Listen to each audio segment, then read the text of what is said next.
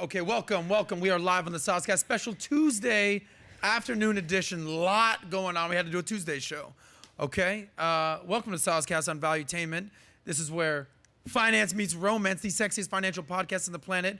We got money, we got women, we got relationships, we got networking, we got a little bit of this. Nat's doing the robot out here. If you're your first time watching the show, thank you for being here. If you're a long-time listener, double thank you for being here. My name is Adam Sosnick. You call me Sos, and I'm here for one reason and one reason only, to help you people out there get paid, laid, and do it your way. As always, I got the lovely Natalia Del Valle in the making house. Hi. Looking good, smelling good. Awesome. Tasting fresh. Okay, we got Angel in the house, our freaking DJ out here. He's out here, DJ Reckless, Rex in effect.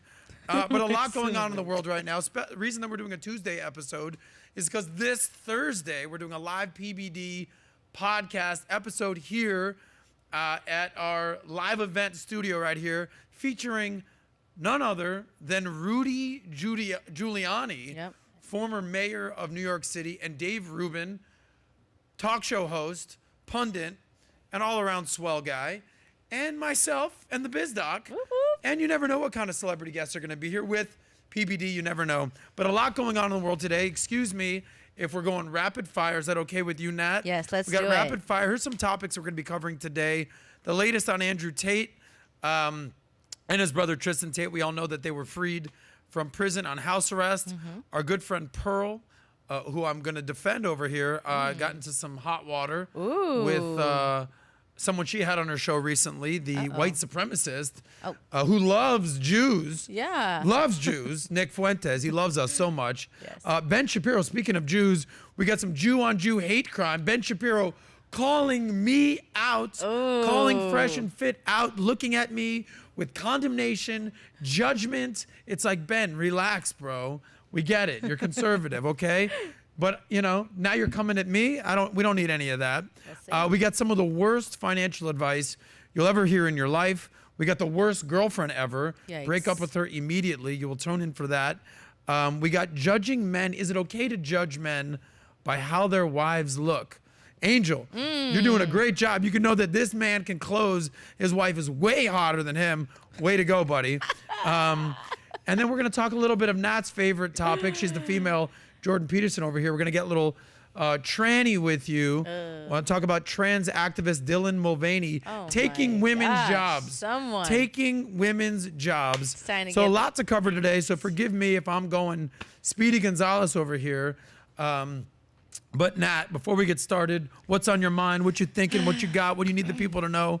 Let's get this party started. Well, first, thank you all for tuning in today. Today's episode is on a Tuesday because we have a lot going on this week. Tuesday. On a Tuesday. So thank you all for tuning in. Make sure you guys, of course, like, comment, subscribe to the channel, share today's podcast, because we're going to be addressing a lot of issues today. And I'm fired up. I'm pumped up, excited, and I'm ready to get right into it. Let's get right into this Turn thing. it on. So turn it on. SOSCAST on a Tuesday. We got Angel out here pulling up clips. Let's start with where we left off on the Friday episode of the SOSCAST, and that was the release of Andrew and Tristan Tate. This is a story that's near and dear to our heart. Tristan Tate actually tweeted out the people that supported him the most, him and his brother the most during their lockup period, and it was 3 names. It was the comedian Cat Williams, it was PBD and Team Valuetainment, and it was Tucker Carlson. So from people left, right, center, basically saying, something don't smell right over here in Denmark. Something rotten in the state of Denmark. Shout out to my friend Hamlet out there about William Shakespeare. You probably didn't catch that reference right there. You're still working on your states. But basically they understood that we've kind of called this a sham conviction or sham arrest from the get-go. But Tate and his brother are free. We've done some polling out there with our audience. And basically people are saying, about time. This guy's been locked up, I think, since December. Finally came out. And this was actually the tweet and the video that came out. We can pull this up. I'm sure you've seen this before.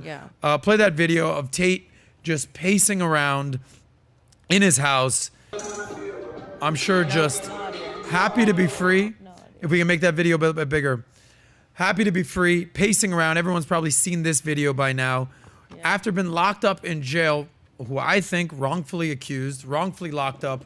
What do you think that man is thinking? Well, you don't have to assume, because let's go to his tweet of what he actually said. Pull up that tweet real quick. It's right above that, if you can scroll in on that.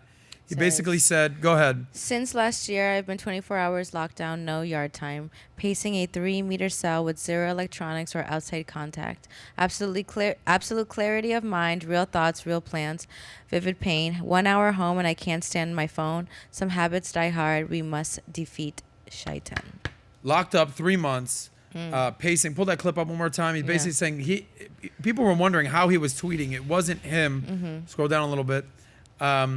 Scroll down. It wasn't him. The other way, so I could see the tweet. Yeah, there, boy. It wasn't him tweeting. It was someone who was in his camp that was tweeting. But pacing the cell, no electronics, no outside contact, absolute clarity of mind, real thoughts, real plans, vivid pain. 1 hour, 1 hour. Was that say? Home and I can't stand my phone. I love When's the that last line. time you went 1 day without your phone? 48 hours out without your phone, 72 hours without your phone, 1 week without your phone, 1 month without your phone, 3 months without your phone. Imagine the thoughts that are going through your head. PBD wrote a Wall Street Journal best-selling book called Your Next 5 Moves. Yep. Do you think that Tate is plotting his next 5 moves? Everyone should be plotting their next 5 moves in life. We do a business planning workshop at the beginning of every year. We had it here late December, early January, about plotting your next 5 years, developing a business plan. I can't even imagine the planning that's going on through this man and his brother's head, locked up wrongfully for the last 3 months. Did you see the image? His brother basically took, as soon as he got home, he said, I got to get out of this this ragtag beard that I got. You can pull up that image real quick. Yeah. Tristan basically said, this beard's getting a little disheveled. Time to shave that. Angel, pull that up real quick.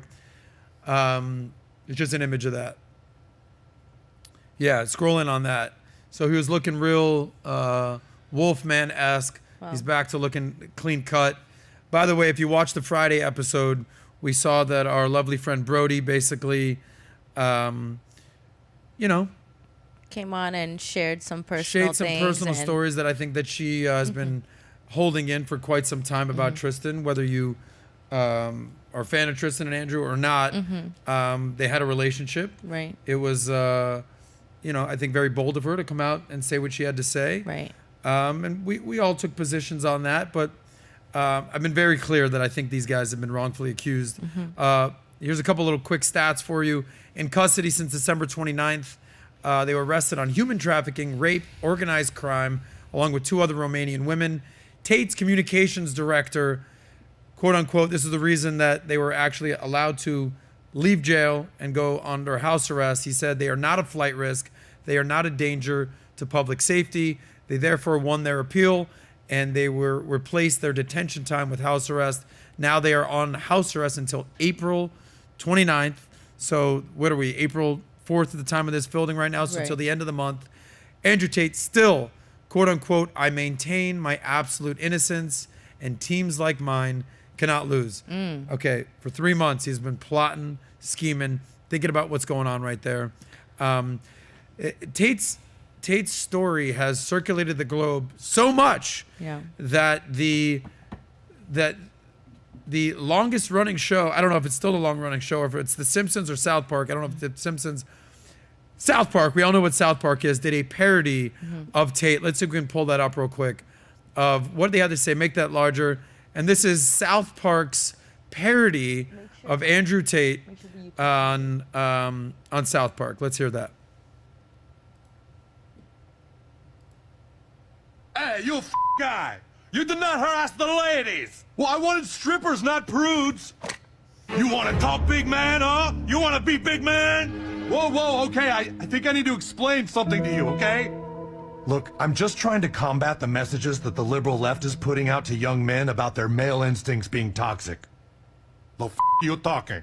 You know, I'm trying to show my son and his nerdy little friend what a real party is, because society wants them to be ashamed of their masculine natures. You want a real party? Yeah. Truth is, I got a whole barn full of weed. I will call some friends. Anyway, you know you've kind of made it when South Park is doing parodies of you right there. However, South Park, usually great at accents. That is the worst Andrew Tate accent I've ever heard. They had him as like John Gotti Gambino Family Guy. Like he's half American, half British, Dubaian, Romanian, whatever his accent is. It ain't Italian. Yeah. I call some friends. I don't know about that accent right there. Yeah. But Andrew Tate, can you go to the tweet that he said about South Park? Pull that up right before the video. He said, "When I will be proven innocent, I look forward to help create the greatest South Park episode of all time." How many people are going to tune in for that? Anyway, that's the latest on Andrew Tate's update. I feel compelled to talk about this story even before he was canceled, after he was canceled, before he was in jail, during he was in jail, now that after the fact that he's now on house arrest, because I feel, number one, vested interest in this. I think we have a very similar message about self-improvement, becoming the best version of yourself. And if you can do that, become a high man of status, then the world's kind of your oyster as a man, right? Whether it's your wealth and your networking and your success and your status and everything that comes with that, whether it's your health and your fitness and the way you look and the way you dress and the way you carry yourselves, or your personality and your game and your charm and your wit and your humor and your smarts and your intellect. This is the highest form of manhood, is to be great at all three of those categories: the wealth category, the fitness category, and the personality game category. And I think Andrew Tate embodies that message. And I think there's certain people in the world, the wokesters, that don't want to hear that message, and they don't want men being real men. So you guys let me know your thoughts on this, but I think I kind of know where you guys stand. I'm excited. I'm excited to see this new 2.0 Tate. I think Tate's coming out like I love that line where he said he's like turned off with social media. I think just having that mindset of I'm not going to my phone to look for things to talk about, things to worry about, things to put myself involved in. He's coming at a place of full clarity. Yep. So, and this is going to be a new version of him. You know, he's going to be going into a new type of exposure. You know, he's going to have this, you know, credibility of going through this type of turmoil and coming out, and then you get to see the type of person he becomes. So I'm very excited to see what happens after this. You hear that, Tate? And of course, what Nat's happens. Excited to see on 2.0, and to see what happens overall with the court and everything. But anyway, that's the latest Tate update. We appreciate that. Let's move on to the next topic right here. Another friend of the show has been all up in the news as of late, and we are talking about our friend Pearly Things, Pearl Davis, you know, a bunch of different names that we know what's going on. But basically, she's blown up so much over the last year.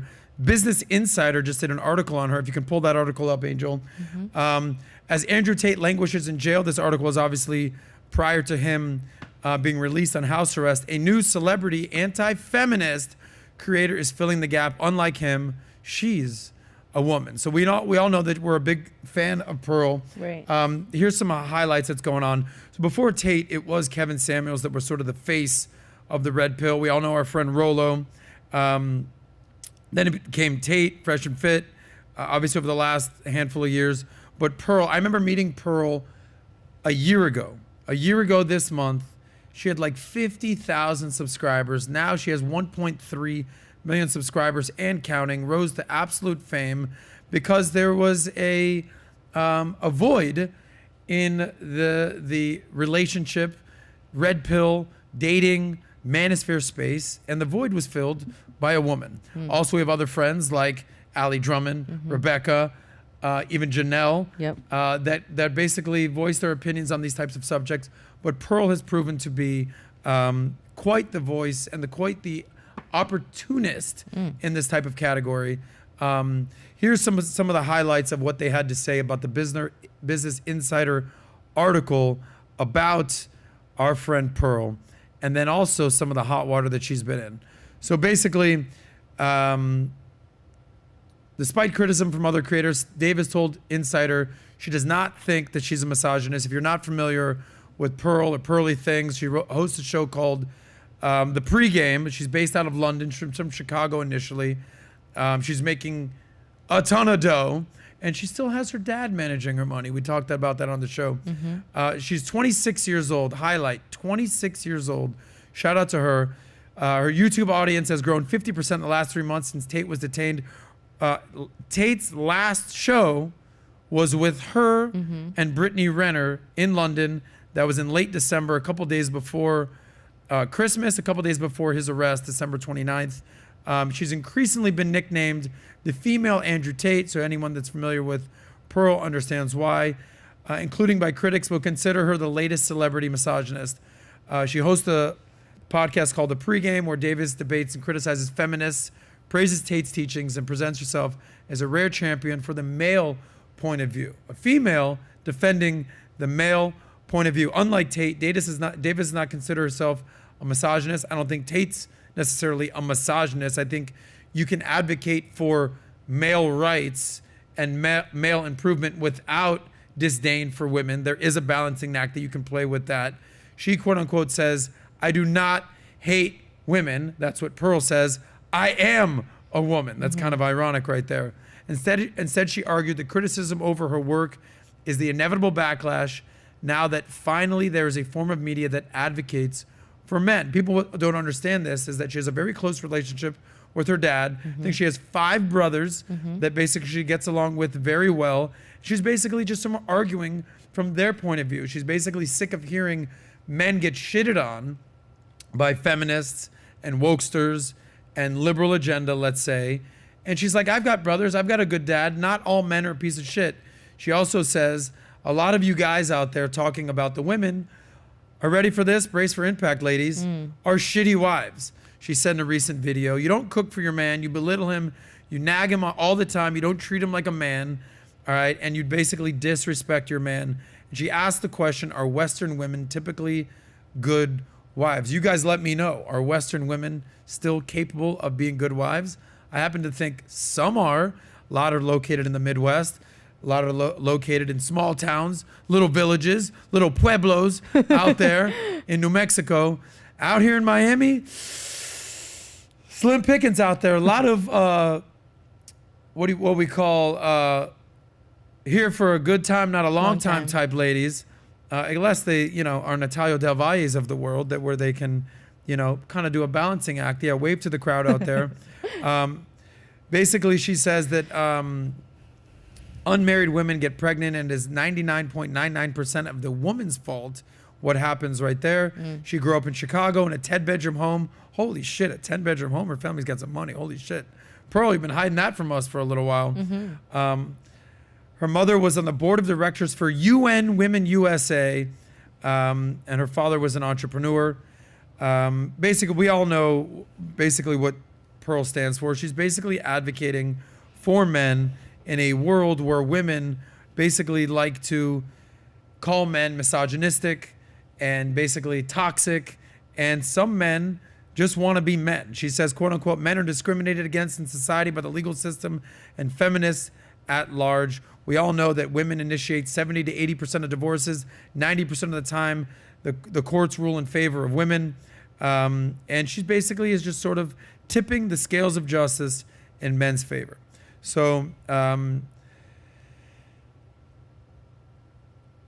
responding to claim, Davis told Insider, misogyny is the hatred of women. I don't hate women, nor do I think that she hates women. I think that Pearl is a very necessary voice in a sea of women that are constantly attacking men.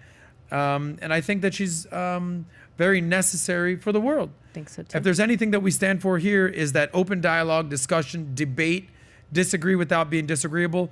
Pearl's been on our show, I don't know, half a dozen times.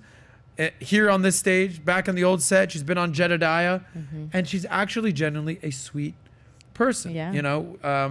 26 years old, 26 years young, and there's things that she does well. There's things that she, pisses a lot of people off. She definitely pisses off what she calls, quote unquote, the whales out there, the big girls. Sometimes big girls need loving too. Sometimes they just got to drop a couple LBs. I don't know. I said it. But she's out there. But I'm not going to just be singing all of Pearl's praises because she has come into some hot water recently. I don't know if you've seen the situation that she was in where she hosted the white supremacist known as Nick Fuentes on a couple shows, and she's catching some backlash for that. So we're gonna play a couple of those clips, let you decide for yourself, and then we can kind of give our 2 cents at the end of watching these clips. So here's the first clip where she's talking with Nick Fuentes about blacks, Jews, slavery, anti-Semitism, and all the topics that basically nobody ever gets upset about. So play that first clip if you can. It's is that the right clip? Yeah, that's the first one. It's the first one. Yeah. Okay. Holocaust was not special, and all countries have done that. Yeah, And exactly. so you're saying, why is the Holocaust special? Yeah, basically. Oh. Okay, what do you mean, basically? Well, yeah, I mean, because of course, we're getting into the details of it, but yeah, that's the gist. Yeah, I mean, but you kind of deny it happened. Yeah, I deny some of the parts of You it. deny parts of it don't seem realistic to you. You Right. think they were embellished upon. I think they're embellished. Yeah. The same way. This sounds. Oh gosh. Oh boy. They're gonna You're be gonna in get trouble. yourself This canceled. sounds similar to the slavery stuff too, because that's literally the founder of, or the guy who made Roots said, I wanted a myth for my people to live by. So they often, but that's what they do, is they embellish.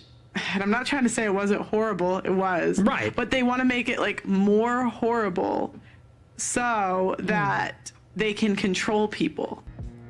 Okay, next clip right there. So basically, Pearl is dipping her toes in the water, sitting down with a anti-Semitic, Holocaust denier, white supremacist, white nationalist, Nick Fuentes, and just trying to have a casual conversation with someone who is basically denying the atrocities of the Holocaust. 6 million Jews were killed. I had family members that were killed. I've been to the Holocaust Museum. The Holocaust Museum in Miami is literally across the street from my house in Miami. The building with the big hand out there. And everyone is entitled to their opinion these days. Nothing like a 24-year-old American who knows nothing about the Holocaust to weigh in that he thinks the atrocities of the Holocaust were a little overblown. There are concentration camps in Bucharest, in Auschwitz, all over Poland, all over Germany, littered with the dead bodies of Jews and gypsies and handicapped people and basically people who went against Adolf Hitler and that'll never be heard from or seen again. But Nick Fuentes has an opinion that I doesn't think it was that bad. So, they say that when you play stupid games, you win stupid prizes. These are the prizes that you win when you sit down with someone like Nick Fuentes. Let's go to the next clip. And, I don't. Wow. I really don't. I don't wish luck to racists. Oh, I'm not racist. Yes, you are. Yes, you are, Nick. Yeah, I am a little bit Yeah, racist, I know. but Yeah, I am a little it's bit not because I racist. hate people. I love people. It's just race is real. Race is real. Race is a part of us. So, hey, it is what it is. And the Italians, we do not claim you. Oh, hey, the Italians don't claim you. You're the one dating a black guy. The Italians don't claim me. They don't claim you. Oh, no, they claim me. They claim me. I don't think so. They do. Italian guys, yeah. Italians, Tell an we're Italian big- guy we're big about your lovers. affinity for black guys. That'll go over real well. Good one, Nick. Maybe some brajol.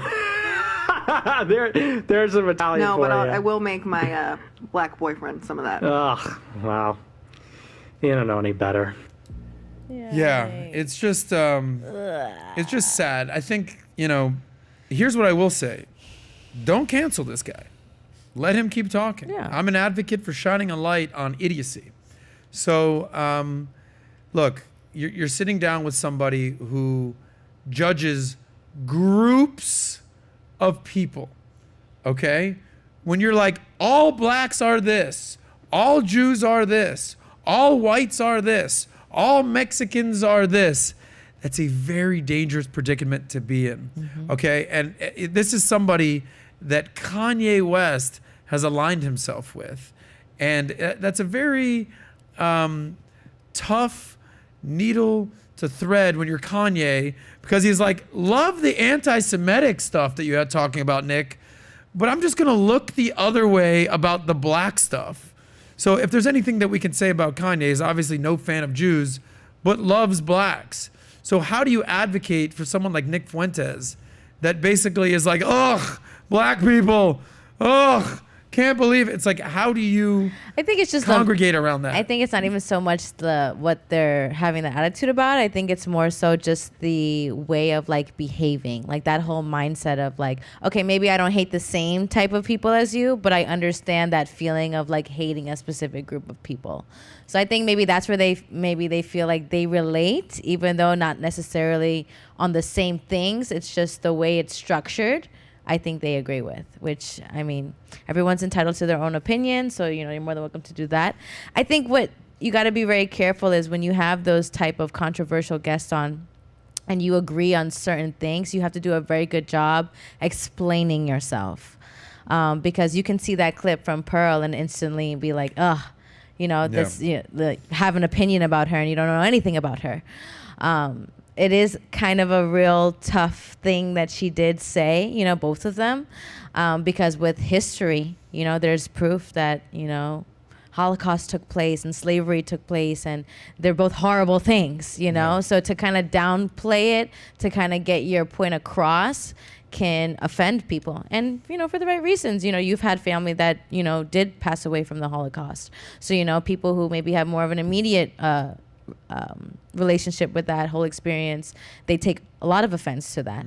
So, but that, you know, that comes with the territory of saying bold statements, you know, putting your opinion out there. You're going to have certain things where people are going to push back at you. You may say something that didn't come out the way you wanted it to. And, you know, that's just kind of how you have to deal with it. But I mean, that's what happens when, you know, you got freedom of speech.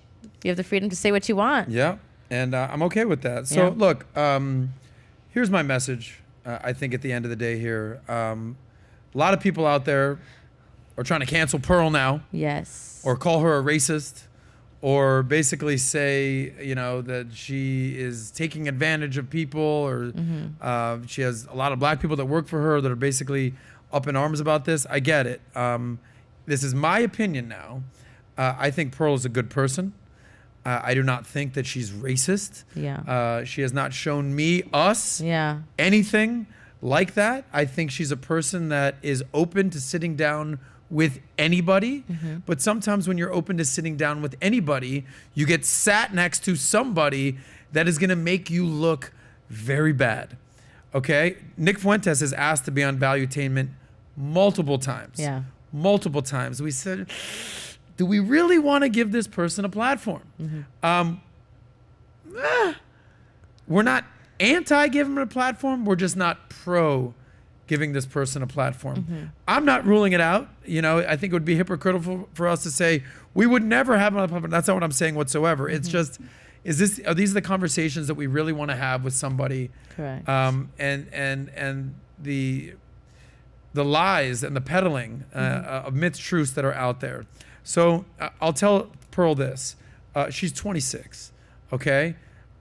Everybody's entitled to some mistakes. It's not like she was the one making these atrocious comments, but she is the one basically giving him a platform. And I don't think there's wrong with that. So for all of you that basically were Pearl fans and now you hate Pearl, lighten up on the girl. She's 26 years old. She's rose to stardom very fast. She's kind of grappling it all. We've had some private moments out there where I had to give her a hug, where she was basically going through some emotional stuff.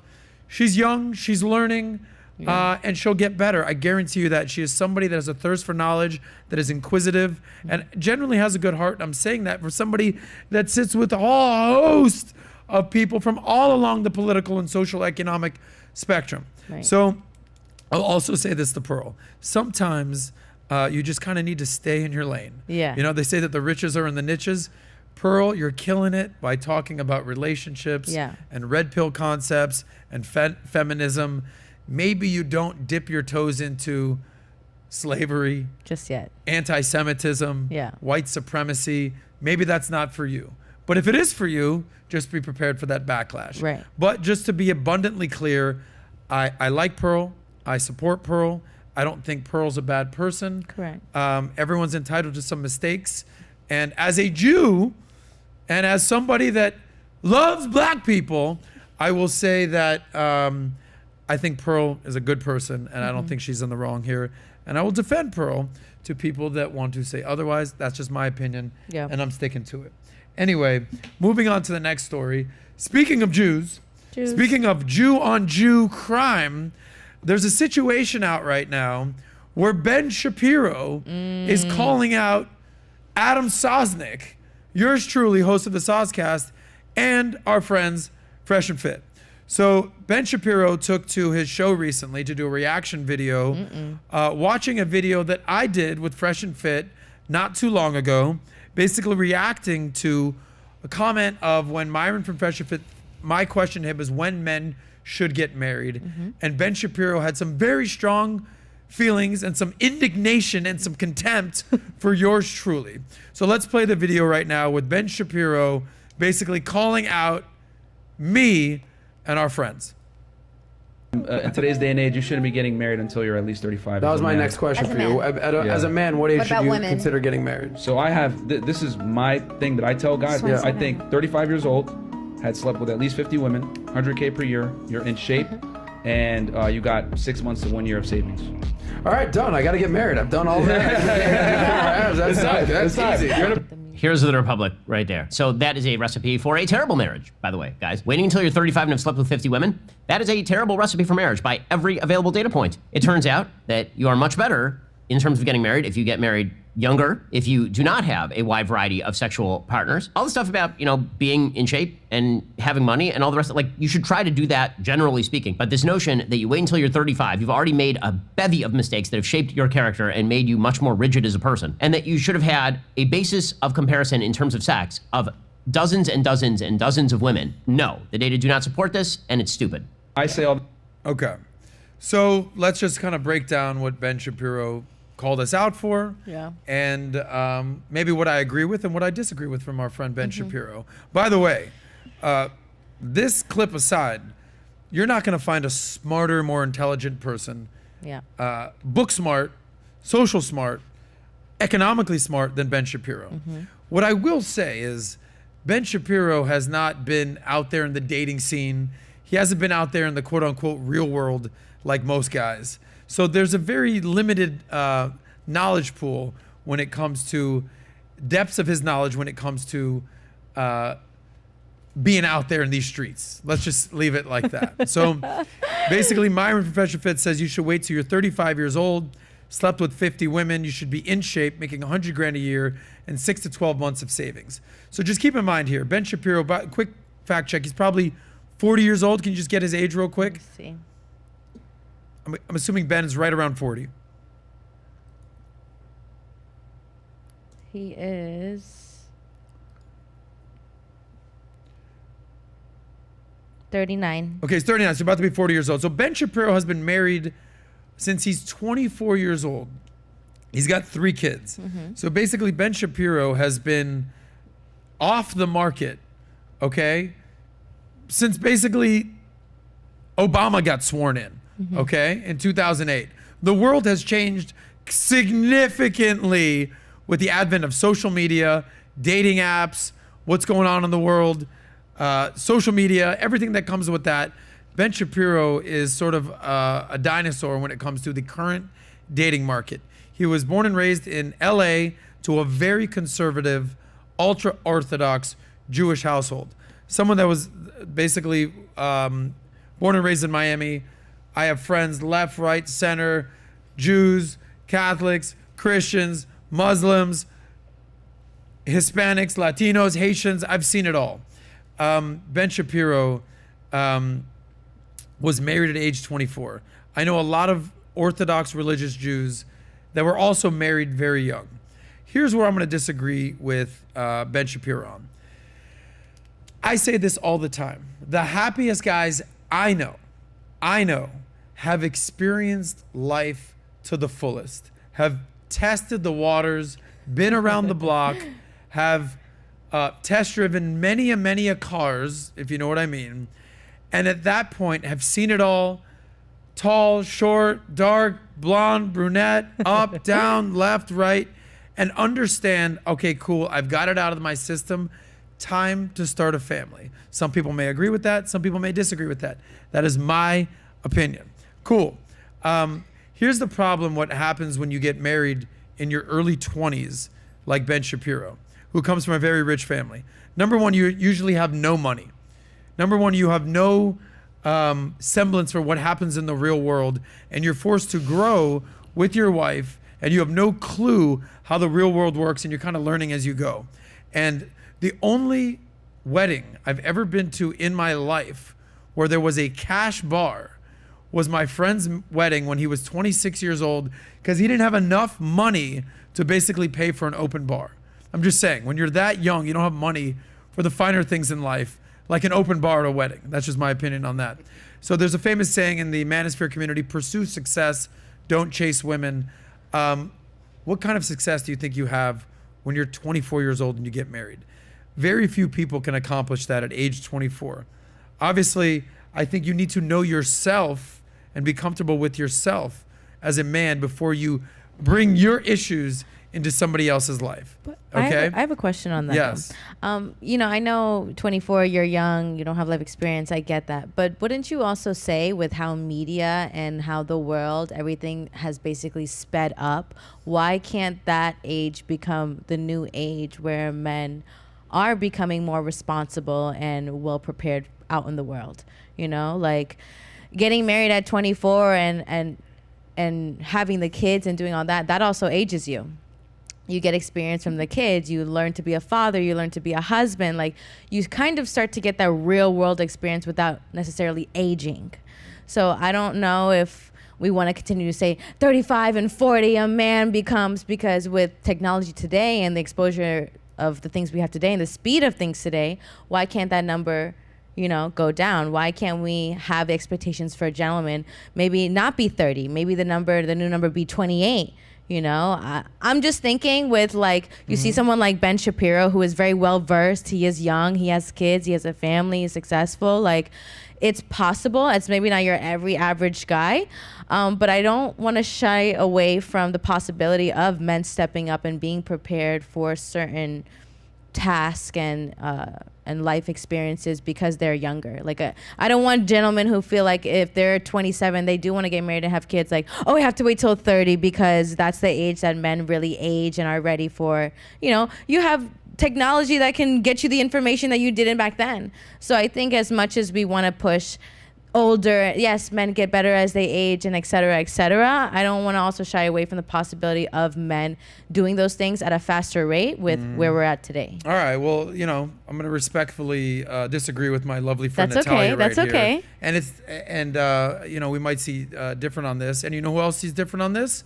The whole fucking rest of the world. Because let's go to these stats real quick. Okay. And let's show up some stats for Natalia. Yes. Okay. Go to this graph. Men are choosing, and women are choosing to get married later and later and later in life.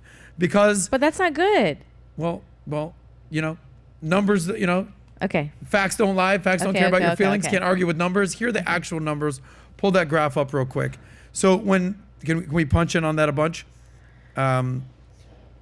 Number one, in my old age, I probably got to get my eyesight checked. So let me pull this up on my phone. I can read.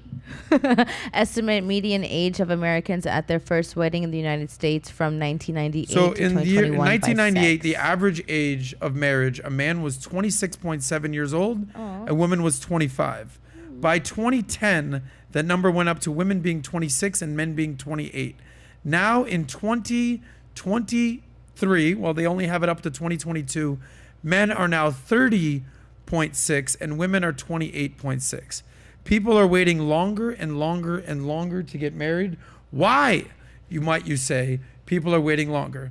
Because people are living longer. Right. Okay? People are living longer. Why rush into the biggest decision of your life? When grandma got married, my grandma got married, she was 19 years old. Okay? By the time my mom got married, she was already in her early 20s. So now these days, people are understanding I don't need to rush in to marriage. Men need to understand that it takes time to be a man. If I got married when I was 26 years old, dude, I just got finished funneling kegs out there at my frat party out there. Now you want me to get married and take care of a kid? Men need time to marinate, okay? Fair enough. Men need time to figure out what the fuck they're doing in life before they start taking responsibility for other people. Shia LaBeouf once said, you know, the real test of a man, when a man really becomes a man, is not always responsible for other people. And I think men need to take responsibility for themselves. Learn how to grow, learn how to make money, learn how to network, learn how to get out there, learn how to basically have some accountability in your life, fall on your ass a couple times, get fired from a job, lose your job, deal with a recession, deal with so many things in life before you now start taking care of women, start taking care of babies. I think men have a lot of stuff they need to take care of before they start taking care of someone else. Now, at some point, I think a man should settle down, get married, have kids, have a family. You're talking to somebody who's been out there in these streets of South Beach for a minute, okay? And I will say that hedonism, there's no end to hedonism. Going out, partying, getting effed up, womenizing, there's no end in sight in that. And that's not where you want to end the race of life. I tell you this all the time. I constantly have conversations with my friends who are in their mid-late 30s, early 40s, and I'm like, guys, how much longer are we doing this? What's going on? When are you looking to get married? When do you have kids? And the answers are wildly different. Some guys are like, hey, bro, I'm going to do this till I'm 50. Some guys are like, dude, I'm ready to check out ASAP. At the same time, I have so many friends that got married in their late 20s, early 30s, and they're just like, bro, take me out with you one night. Please, I'm dying over here. But everyone kind of has to make their own decisions in their life. And I respect everyone's own decisions. But the stats show that men and women are waiting longer and longer and longer to get married. Here's my final point, and then I'll let you give me a counter argument, Nat. Men, take your time. Take your time choosing your partner. Choose your partner wisely. Take your time figuring out what you're going to do in life. Let it marinate. But don't just spend your time. Invest your time. I'm not saying that you should just be a frat boy well into your 20s and your 30s. Yes, you do need to have a grow up, have a profession, have a career, get something together. And if you want to have fun on the weekends, God bless you. Women on the flip side, you have no idea how many women I know in their mid to late 30s who are desperate, dying, looking for a man because they didn't take relationships seriously, or they thought that there would always be another better situation around the corner to lock down a man. And what happens is men, if they take care of themselves, can age a little bit finer than women, biologically speaking. You know, at age 35, women have what is known as geriatric pregnancies. Are you familiar with that term, Nat? Yes. Geriatric pregnancies. I know men having kids in their 50s, 60s. You told a story about some dude that you know how to do when he was 60-something years old. I don't know too many 60-year-old women having kids out there. So men and women are going to age differently. My final advice to men is play the long game. Don't feel rushed. Don't feel compelled to make any quick decisions. There's always another fish in the sea. There's other fish in the sea. Take your time as a man and choose very wisely. Go ahead, Nat.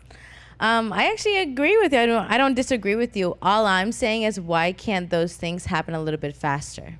We are living longer. You know, you have more resources. So why not make as a man your struggle period a shorter period? Why wait all the way to 30 to feel like, now I feel like I know all the information I need. I've had the experience. Like, what I'm saying is, put yourself out there faster, you know, go turn the grind on and go harder, because you are living longer. Like, imagine if you're a guy out there and you're able to, by 27, 28, make your first million. Now you're going into... Definitely don't get married at that point then. Enjoy life, bro. Okay, but my point is that speed up your process. So even if you make your money early in your 28, now you're gonna think, okay, well, now I'm in a different phase of my life. Now marriage is becoming more of a relevant conversation than maybe you're 36 and you're like, okay, now I'm thinking about married, kids. Because here's the thing, as gentlemen age and they make money and they have success, they also create habits. They also start to live a certain lifestyle. And the women that they find have to I feel like it sometimes can be harder for gentlemen to find women that they can actually like relate to, because you are looking for women who are a little bit more moldable. Right? You're looking for a girl who's just gonna kind of just go with the flow of the life that you already created. Sometimes having a woman that's even close in age, they can relate to you in more of a way of like, oh, we grew up around the same time. We have similar experiences. We have this. Oh, this went on for me during this time of your life. There is pros to dating somebody that are close in age. Maybe it's not ideal for men. You know, men want to date younger, and I get it and I got it. But sometimes those younger people aren't able to provide knowledge or experience or things that will help a man become a better man. So all I'm saying is So how old are you, Nat? I am 21. Okay, so Nat's 21. Okay, and would you consider yourself smart? I would Would consider you consider yourself knowledgeable? Yes, I'm considering Would you consider yourself capable? Yeah. Okay, so you're basically saying that at a young age, you're capable of delivering all those things. Absolutely. Why would I want a 41-year-old? No, but that's my point. No, that's my point. No, but my point is that if you can speed up your process of becoming knowledgeable and all those things at a younger age, then things become a little bit more of a conversation, right? Like you make your first million in your 20s, then you're having different conversations than somebody who's just finished doing kegs outside. But okay, what percent? Okay, what we're It's talking not, I'm about? not talking about the broad percentage. No, you're what giving I'm anecdotal saying, stories here. I'm talking broad perspectives. I understand, here. but You go you're out and you're talking that about one where the dude who world makes is $1 right million. now. I'm talking about how can we make the world better? How can we get men to step up faster? How can we get men to be more experienced? How can we get men to get no's more often? How can we get men a little bit stronger? Like that's where I'm coming from. I agree that men shouldn't rush into marriage. I'm not saying that, but I do stat think one more time that about when men men are getting married. Yeah. Men are waiting till basically on average age 30. I think 30 is a great age. By 2000, early 2000s, it was 26. Right. Are you saying that we should go backwards? Wait, I didn't catch that. Say that again. Men are waiting longer to get married. Correct. Are you advocating that they should go backwards? I'm advocating that maybe if they can go backwards, go backwards. You know how they say that you can't put the genie back in the bottle? You know, Yeah. you said that you can't put the toothpaste back in the tube?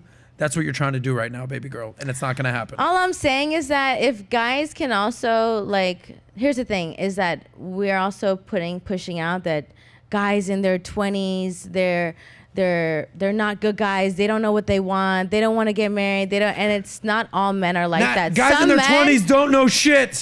When's the last time you were a guy? I'm not a guy. Exactly. I'm not. So why don't you listen to the guy on this one, Nat? I understand. Guys in their 20s don't know shit. But here's the thing. But you have someone They like need Ben time to Shapiro. marinate. But you have someone like Ben Shapiro who was able to get married, have kids, success. Like Ben fucking Shapiro, Nat. Okay, but my point is, why Okay, there's one why Ben can't the Shapiro for world? Why 50 can't million men. But why does men feel like they can't reach certain like goals? Like people look at Ben Shapiro like, oh, I can never be like him. Like, yes, you can. No, you can't. Yes, you can. Ben is a you could fucking have success. genius on the spectrum. Okay, but you can still there's have like one success. Ben Shapiro, there's 50 you can million still men. put in the work. You can still hustle. You can still put yourself out there. You can still go on the ground. Because here's the thing: the Look in people the camera right now. the people that do go that extra mile and they kill themselves for a goal and a dream that they have, they are the people who make it in the world. They are the names that you know, the Patrick Bet-Davids of the world, who put in the work, the hours, all those things, the Adam Sosnick, all of those things. Yeah, who's not getting married at age 20. Okay, Thank you. I'm not saying to get married. What I'm saying is that don't be shy to speed up the process of getting knowledge and experience. You know, by the way, that's all I'm saying. You know who agrees with me, and this will be the last point here? Patrick Bet-David, I who know. basically test drove That's a fine. million cars That's fine. in his early 20s, in his late 20s, before he found the woman that he can grow his empire with. Yeah, that's and that's my fine. whole message for our men. Become the best version of yourself. You don't have Chase to be success, promiscuous. not women. And don't listen to Nat and fucking settle down when you're 24 like Ben Shapiro. I'm not saying to settle down Okay? at 24. I'm just saying Nat? speed up your hard time so that you don't have to go through hard times later on. Okay, there you go, Nat. There you go. We're That's just going to all. agree to disagree here. Okay. Only one of the two of us on the panel is a man and has a penis, I assume. Yes. And gentlemen out there, assumption. listen to the man on this one. You Take guys your can. motherfucking time. That's fine. Take your Okay. time, but don't be shy to put in the work. That's all I'm saying. No, but take your time. But put in the work. But And put in the work. this is what happens with Put women. in the work. This Put is in what the happens work. with women. Put in the work. Okay? They just can't let done be done. I just want men to do better. We want to see you win. All right, Matt. We want you to Nat, have seems the like ladies. you're dealing with some personal issues right now. Gentlemen, let me know. Do you agree with Sos? Do you agree with Fresh and Fit? Or do you agree with Ben Shapiro on this one? Should you wait well into your 30s to get married? Or should you wait into your early 20s like Ben Shapiro and the female Ben Shapiro, Natalia Devalli over here? Story's over. Let me know. Okay. Anyway, Just let's giving the argument. move on to, speaking of some horrible advice, Nat. Awesome. Let's talk about the worst financial advice ever. Perfect. Okay, here's some advice that I saw on a, here's some of the advice that I saw on a podcast recently with our friend Dave Portnoy at Barstool Sports, where he was interviewing a young man, and the man was basically talking about what men should set their sights on in their early 20s in regards to the car that they drive and the goals that they should set. So play this clip real quick, and then we'll flip it on the other side. You should actually sit down and have like a serious discussion with yourself as to why you don't have a Lambo. Yep. Because I realize now that it's so incredibly easy. Ooh, another white boy with a podcast. Crypto. Start it over again, if you don't mind. White boy with a podcast. Hit it again. Pronouns. Hell no. Another white boy with a podcast. Meal prep. Sports bet. Another white boy with a podcast. My dog once licked my balls. Do you want to see the video? We got to hit the audio from the beginning, though, Angel. Sit down and have like a serious.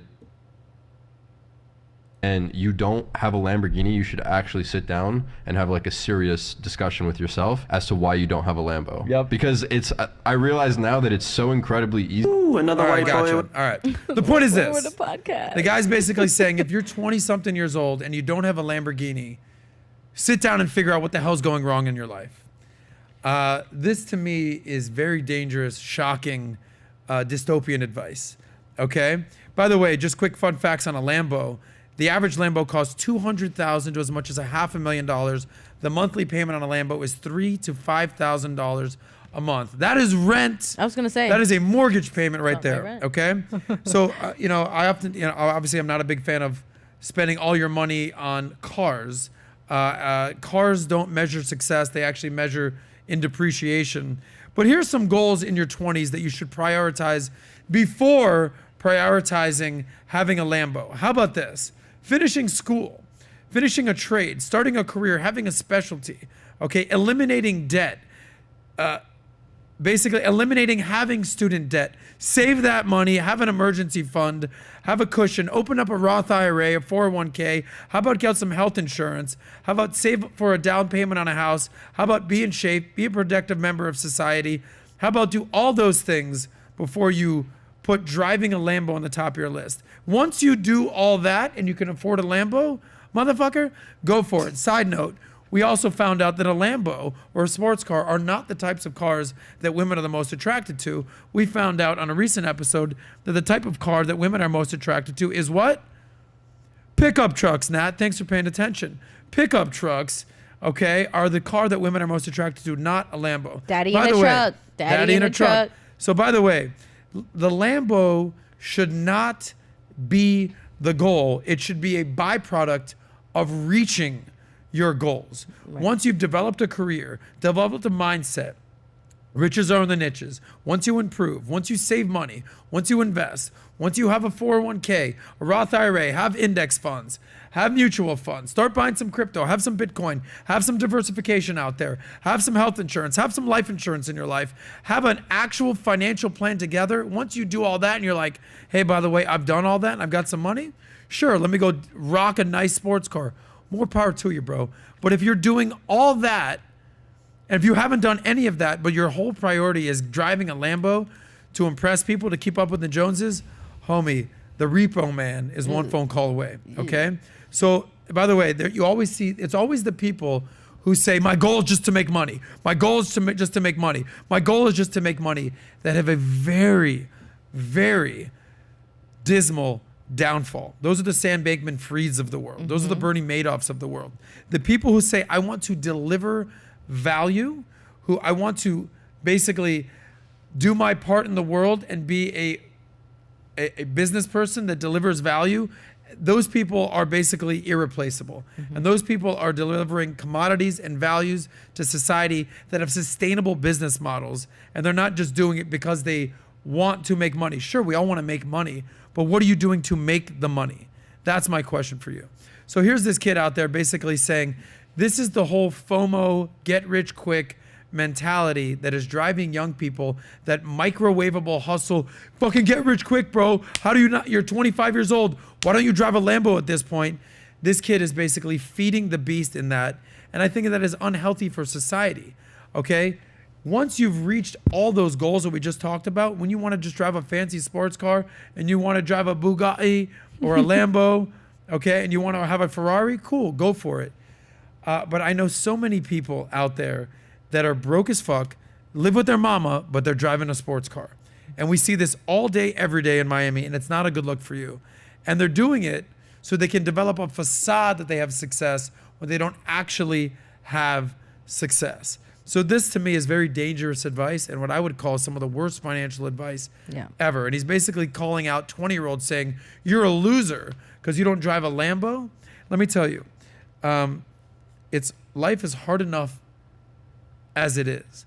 And with people basically calling you a loser out there because you don't drive a Lambo, that must be very hard on a 20-year-old who's sort of developing what they stand for.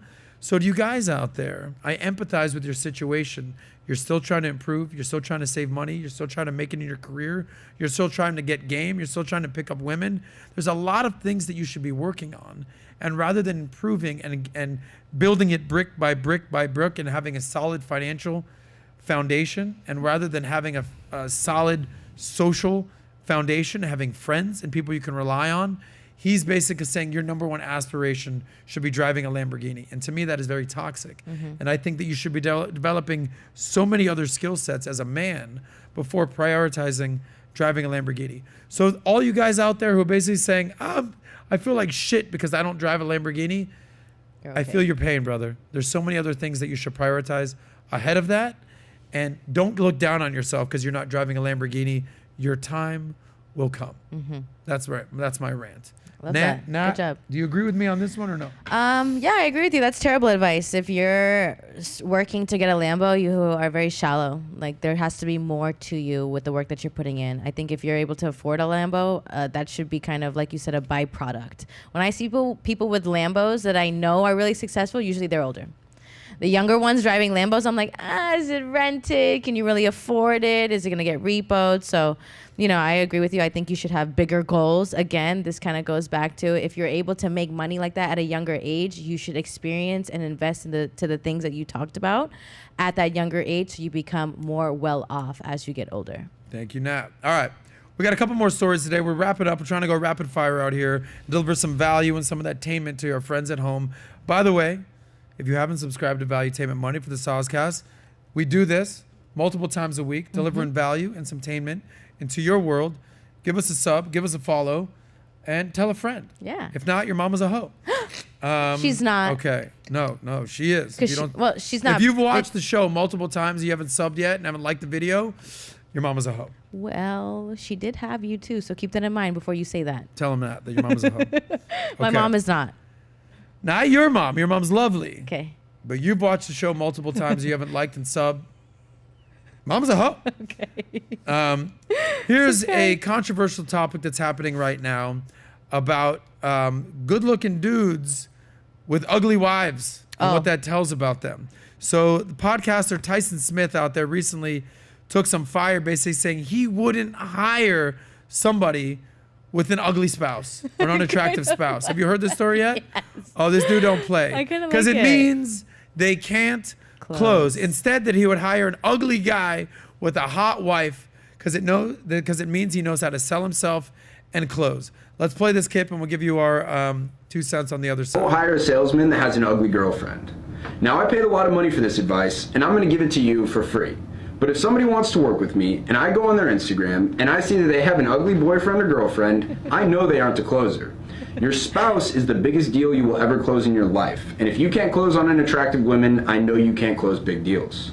Now, the person I want to hire the most is the ugly dude with the hot wife, because I know that man can close. Now, there's going to be a lot of people that watch that video, ugly women, and they're going to be very upset to hear this. But this guy Tyson, you're kind of spot on here, buddy. I kind of okay? I don't know too many good-looking dudes with ugly wives, so it's not like something that I can comment on.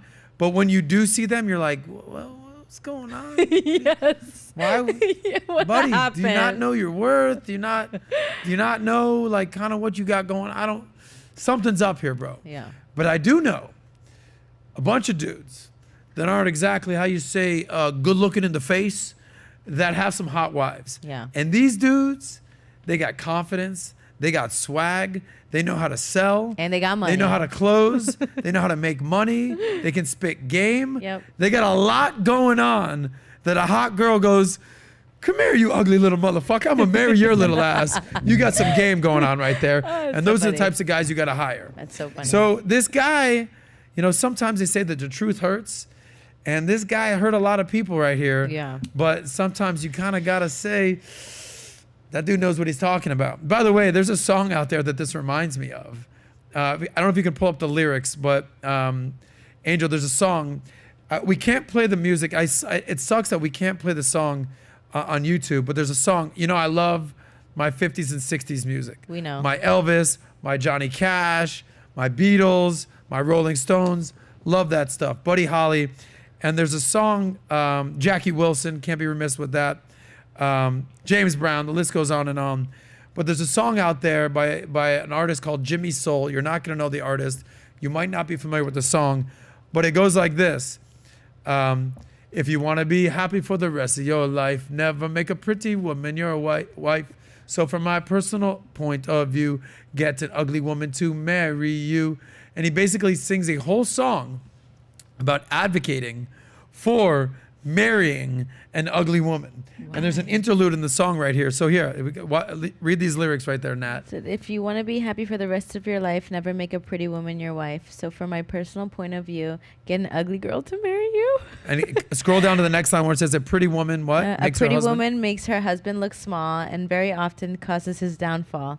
As soon as he married her, and then she starts to do the things that will break his heart. But if you make an ugly woman your wife, go ahead. But if you make an ugly woman your wife, you'll be happy for the rest of your life. An ugly woman cooks meals on time, and she always gives you a peace of mind.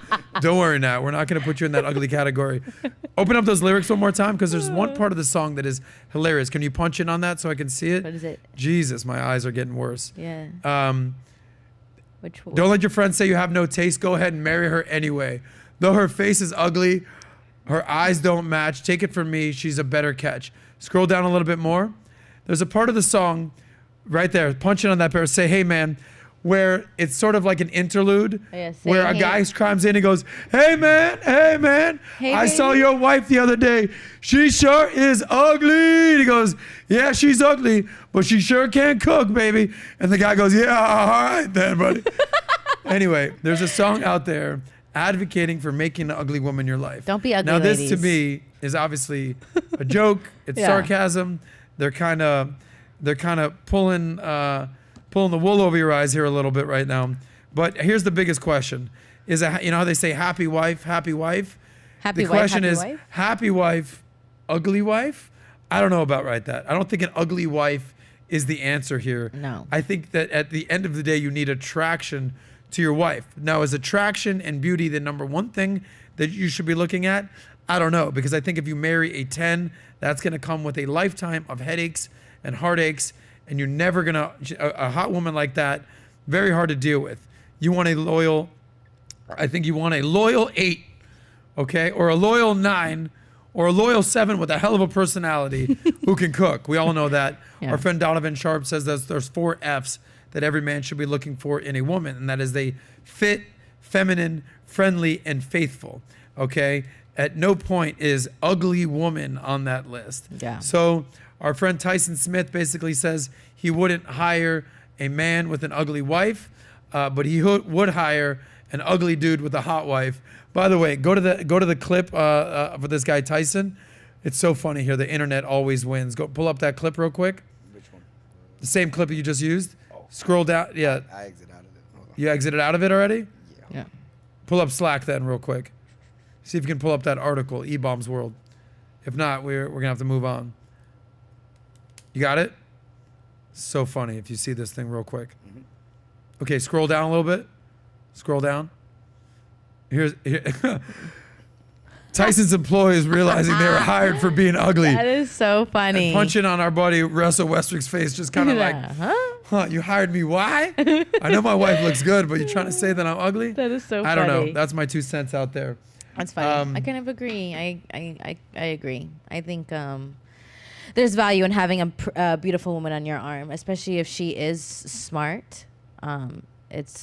It helps the man in a lot of ways. Sometimes, Anyway. like even as a girl, when you see like an ugly guy and then you see him with a beautiful woman, as a girl, you're like, huh, he's doing something right to maintain someone like that. He's doing something. So, all right. 2 quick stories before we wrap up. We talked about some of the worst financial advice ever. How about we highlight the worst girlfriend ever? Okay. Here's a man on the street interview. By the way, this guy's killing it. He goes and interviews this couple, good looking dude, good looking girl, and he asks her and him a very simple question. Let's play that clip. Ever cheat on him? Never. Huh? Wait, what'd you ask? Will you ever cheat on him? Yeah, I would, but he wouldn't. Whoa. One more time. You will never cheat on him? Never. Huh? Wait, what'd you ask? Will you ever cheat on him? Yeah, I would, but he wouldn't. Whoa. Here's this dude running up on a couple. I'm embarrassed for him. Asking, that's a good looking dude, I would Yeah. say. Good looking chick. Asking him, would you ever cheat on her? And he goes, no, never. Clutches her tightly, holds her in his arms. She heard the question. She goes, oh, would you repeat that one more time? Would you ever cheat on him? Oh, yeah, I would, but he wouldn't. Buddy, you need to break up with that woman. You need to leave. Immediately. You need to leave. You need some milk out there. Milk and water. We talk about, shout out to your best friend MLD out there. Shout out He to talks you. about some of the 4 things that it takes to be a man. Make money, make muscles, have game, and hold frame. And he talks about sometimes frame is the hardest thing. Frame is basically sitting there and saying, no, I ain't playing that game. Yeah. This dude out there needs to learn a lesson in frame. That guy had no frame whatsoever, sitting there live on camera being disrespected by his woman while he's holding her tight. Gentlemen, I don't care how hot and easy on the eyes a woman is, if she disrespects you to your face in public on camera and says that she will cheat on you, that's it. The relationship is over that minute. Yeah. You don't say, hold on, we gotta go back to the house and talk. There's nothing to talk about. Yeah. You just told a fucking stranger that you would cheat on me. What kind of precedent and what kind of tone is that set for your relationship? Yikes. That is not a good look for you, homie. So for the guy in that video, okay, if you didn't break up with your woman immediately, you have no frame, you have no game. And all the rest is irrelevant. I wonder where these girls come from. Like, I see clips of these like crazy girls saying stuff like this, and I'm like, where are you located? Like, I don't like come in contact with people like that. So when I see this, that's when I start to understand, like, oh, I can see why men behave the way they do towards women.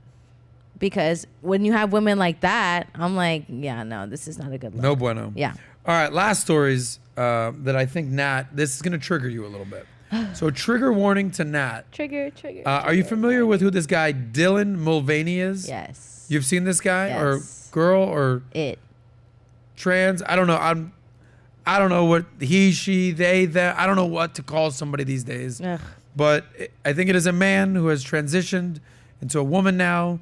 But I think he still has his man part. I don't know. I don't know. That's the biggest problem. I don't know what to call him. If I met the person and he said that he wanted to be called something, I'll call him when he wants to be called. I don't know. This is not my area of expertise. But note for you ladies out there, Dylan is coming for your money. He's coming for the products that typically a woman would be selling out there. So here's a commercial that he did for Bud Light during March Madness. By the way, shout out to the University of Connecticut. They just won the Final Four, March Madness. They beat my beloved University of Miami Hurricanes in the Final Four, and they just beat San Diego State in the championship last night.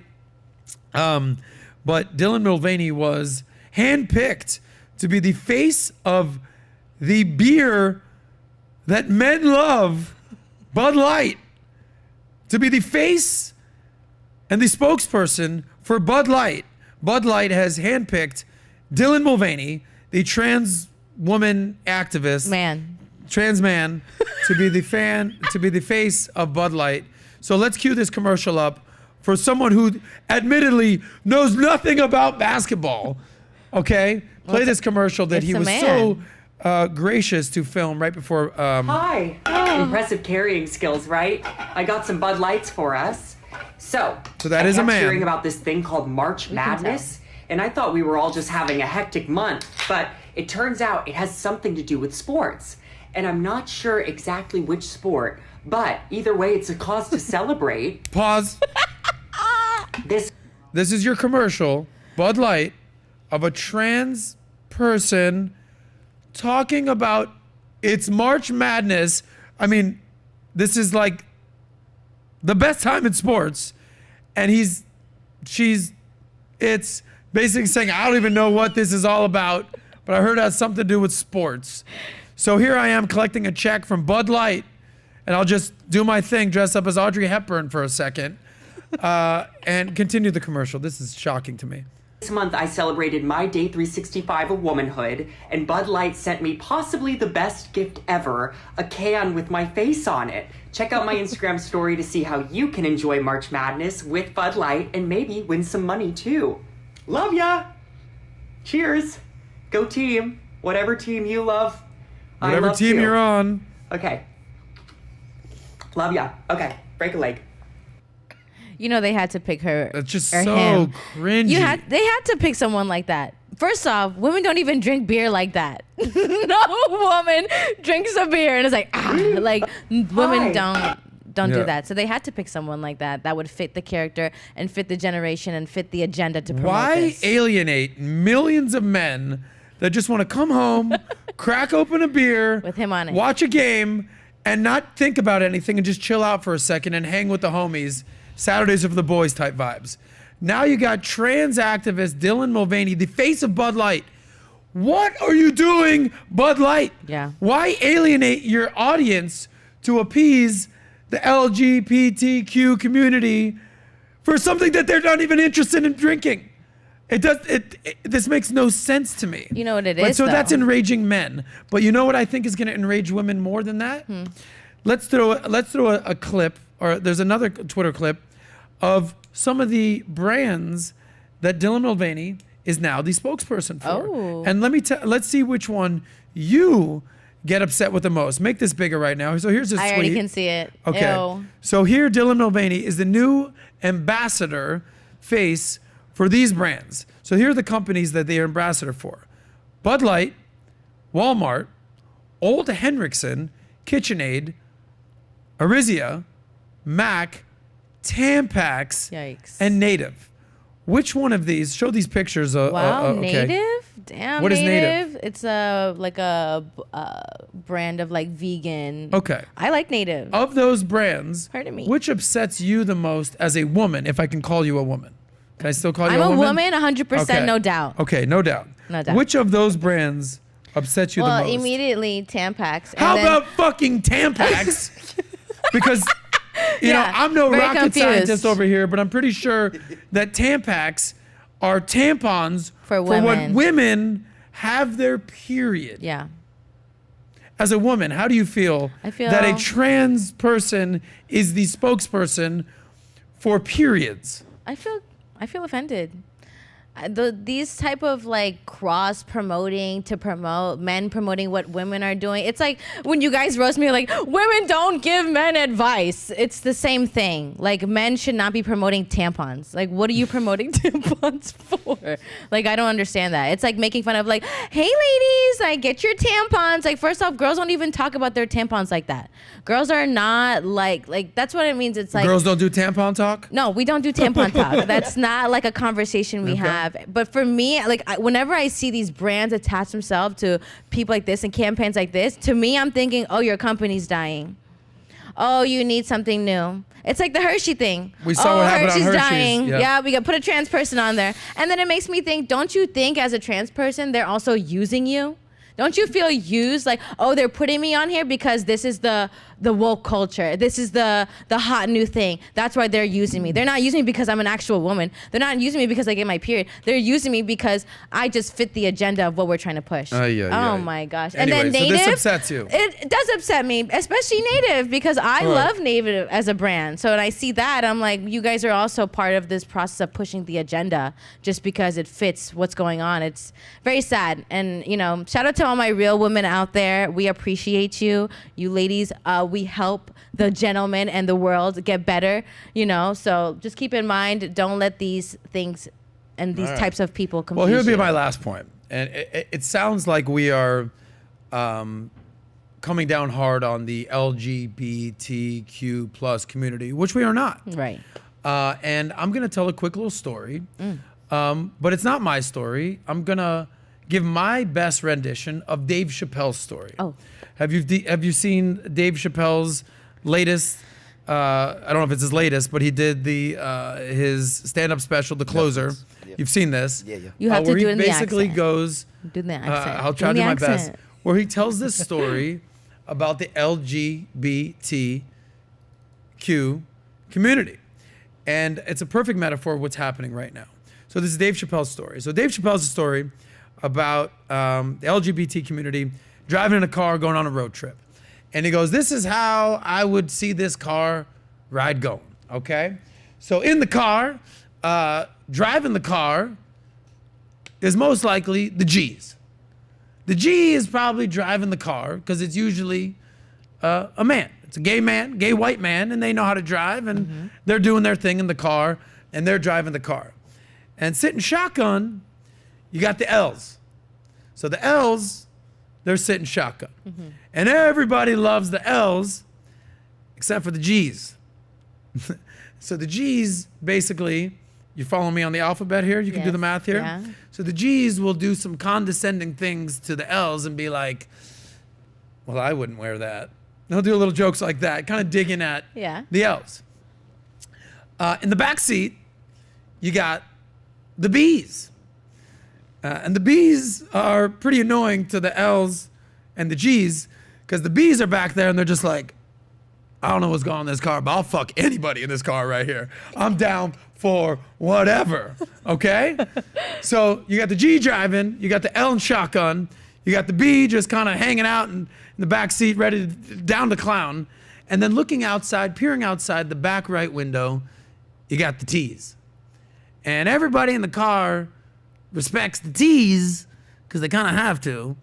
But they're also very frustrated with the T's because all the L's, the B's, the G's, the T's, it's not the same mission. They all got their own same agenda, but they're all kind of looped in together. But they all kind of get upset at the T's because it's kind of making the trip go longer. It's like the G's were doing just fine. Nobody's got a problem with the G's. Yes. And I throw the T's in there, and now people got a problem with the G's. Ain't nobody got a problem with the L's. Yeah. And we love the L's. They love playing softball. They're hot chicks. I don't know which one, but those are the L's. Then you got the B's. I don't know. Pick a path. I don't know. You know, okay? But then you got the T's. And T's are making the trip go longer. And basically, the G's are kind of getting frustrated with the T's.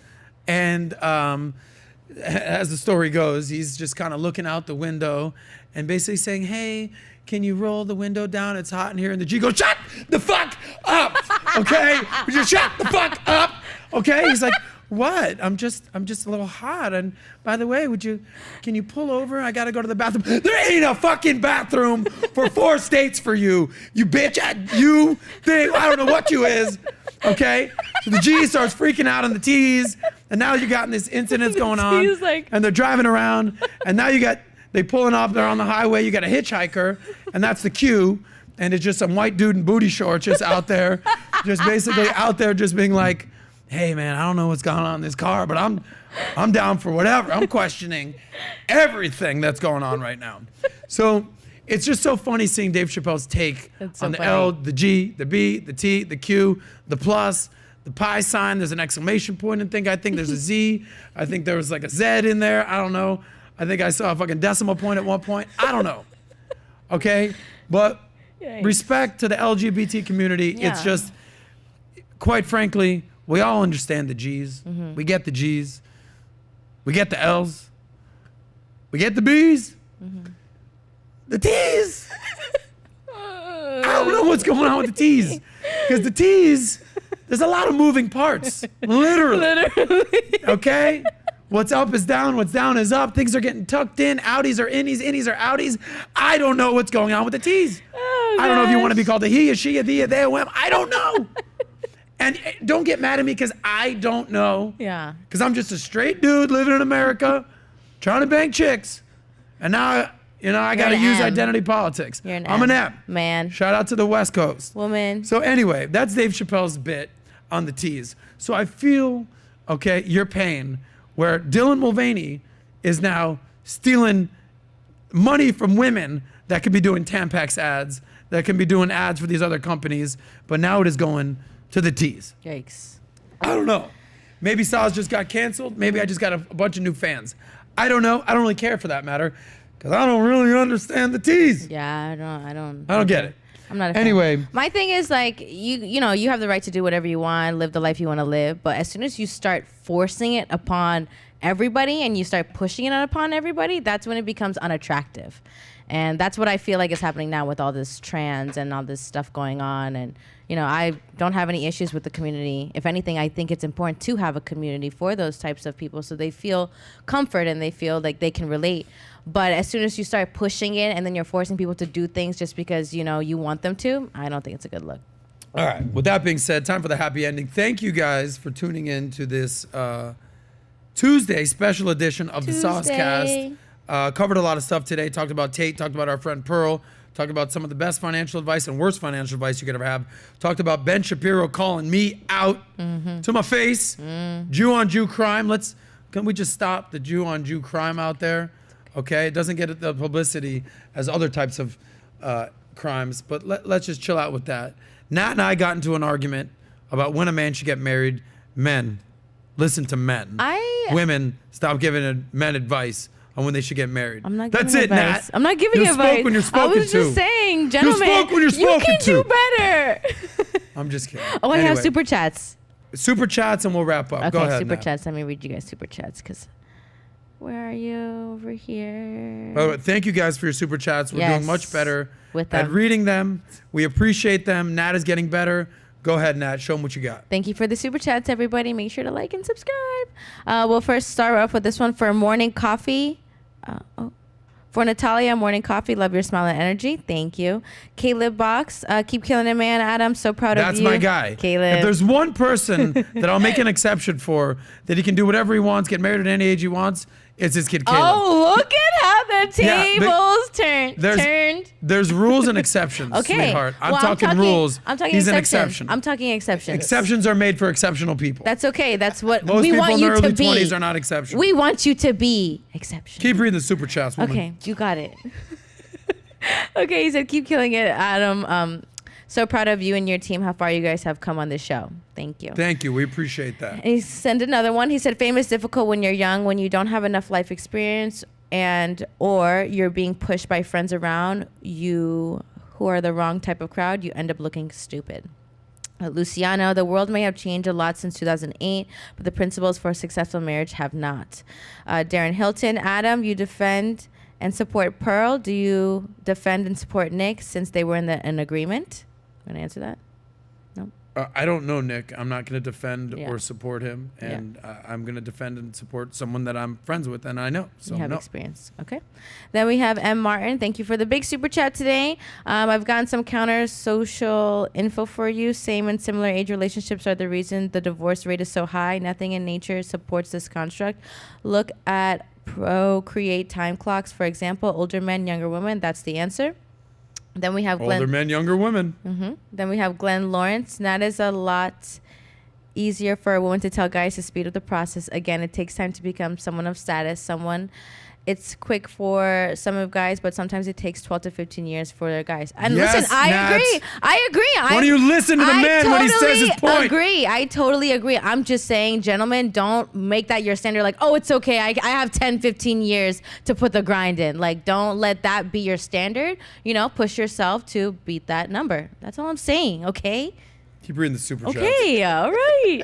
Then we have another one. Ben Shapiro wants to return a religious society in the USA, which people tend to marry younger. I don't see USA going back to that era. No. Yeah, and that was my entire point with Ben Shapiro, is that he comes from an Orthodox Jewish community where that is encouraged. Okay. And I get that. I have a lot of friends in that world. The reality is men are waiting longer, women are waiting longer. Improve yourself, and then you can figure out, your marital status. Go ahead. Then we have Glenn again. Not all men were born eating from silver spoon. Then we just have a super chat from Stan R for 20. Thank you. Last few. Beauty fades over time. Who's drinking Bud Light tonight? Then we have the last one. I'm not drinking Bud Light. I'm not, and no I barely drink woman beer. will. But it's like, Come on. Doing too much. Then we have Stan R. Ben and his wife were committed after their first date and both married as virgins. They're religious, hardworking people without sex baggage and trauma of the streets. He don't know a woman pain and need for game. Lucky man. See, I don't think there's anything wrong with that either. Like he's also dealing with other struggles, not having like trauma with women struggles. All right, I'm done.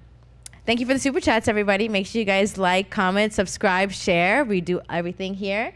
And Sauceman, your favorite part? The happy ending. Yeah. All right. Anyway, quick shout out. Hey.